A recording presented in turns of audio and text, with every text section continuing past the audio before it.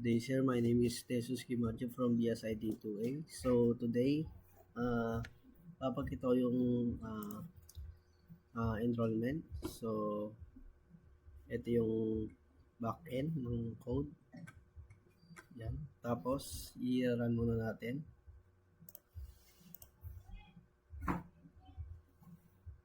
So, ito yung system.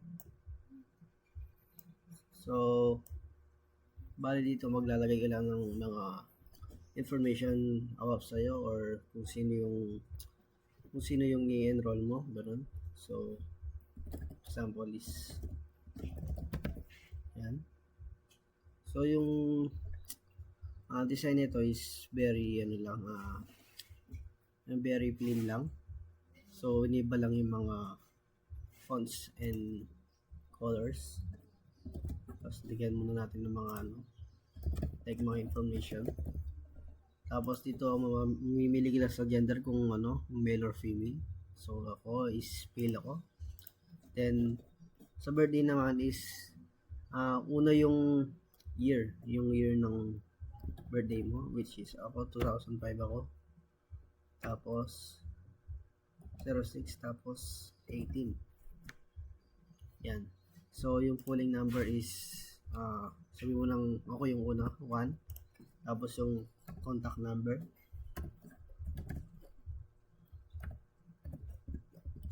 Yan. Bali, nilagay ko lang yung contact number mo. Tapos yung address.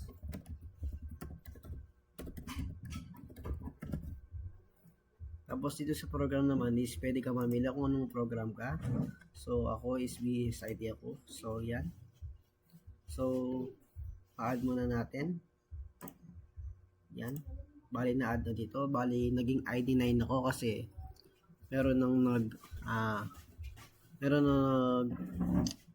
yung tawag doon, yung parang nag-enroll na nauna sa akin. So, dito na makikita yung mga kung ano yung ilagay ko dito is makikita din dito.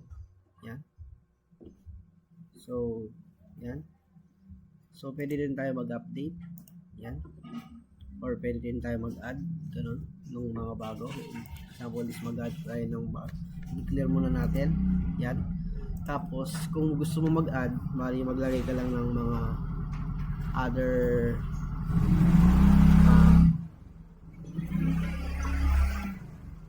like yung mga other isa pa, yung mga like maghuhula na lang tayo ng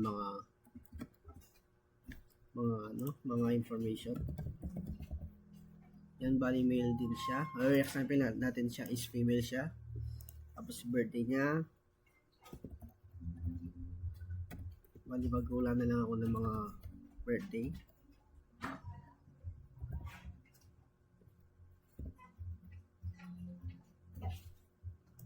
Tapos yung pulong number niya is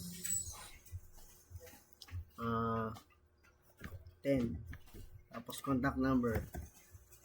Bali magkulangan tayo ng contact number dyan. Tapos yung address. Yan. Tapos example is yung program niya is BSCS. Yan.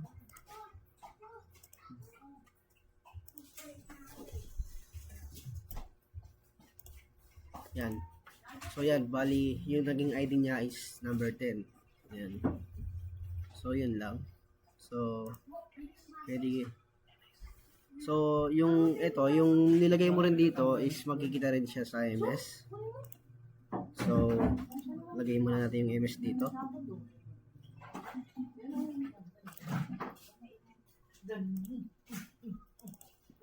Yan.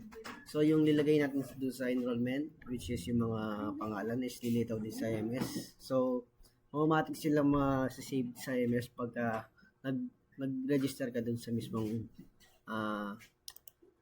mismong system natin. So, ayun lang. So, thank you.